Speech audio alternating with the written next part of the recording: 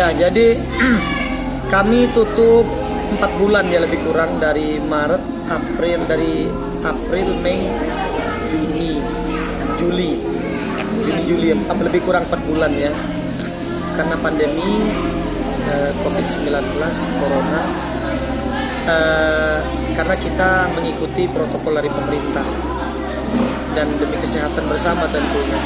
Nah, sejak 4 bulan itu tutup, tidak dibuka sama sekali, dan pengunjungnya ada sih, masih ada kadang yang datang, ya kita tolak terpaksa.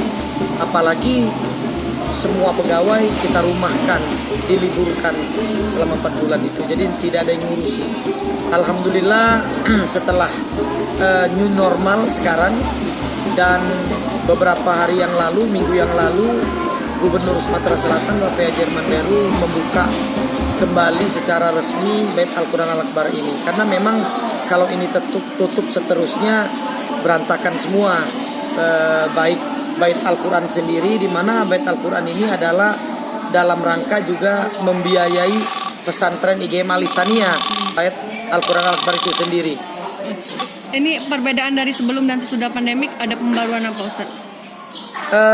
Jadi alhamdulillah setelah dibuka oleh Pak Gubernur, kita mempersiapkan dibuka dengan tetap protokol COVID-19. Artinya pengunjung harus dites scan suhu badannya, kemudian wajib untuk pakai masker, dan kemudian juga cuci tangan. Dan alhamdulillah sejak dibuka oleh Gubernur itu pengunjung mulai berdatangan ramai, dan sekarang Idul Adha juga kita buka. Seperti situasi sekarang ini, masih pagi seperti ini sudah lumayan ramai. Ustaz, perkembangan untuk pembangunan katanya bakal ada bioskop di sini? Iya, jadi alhamdulillah bersama Bapak Gubernur ketika peresmian kemarin juga hadir Bang Sumsel Babel, juga Bank Mandiri, direktur utamanya, bahkan Bang Sumsel Babel datang, dan beliau insya Allah akan menyumbang sound system atau fasilitas pendukung daripada bioskop itu sendiri.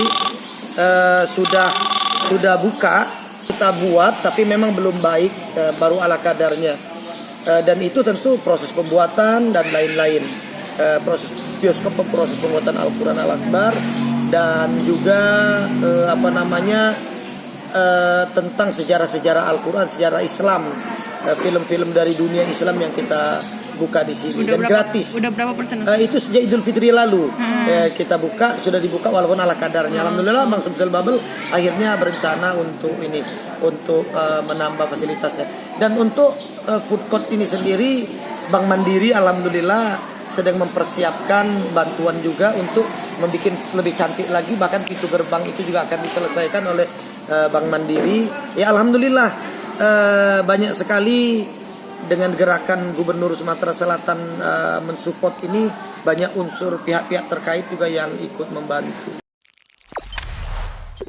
Jangan lupa subscribe, share, komen, dan like ya.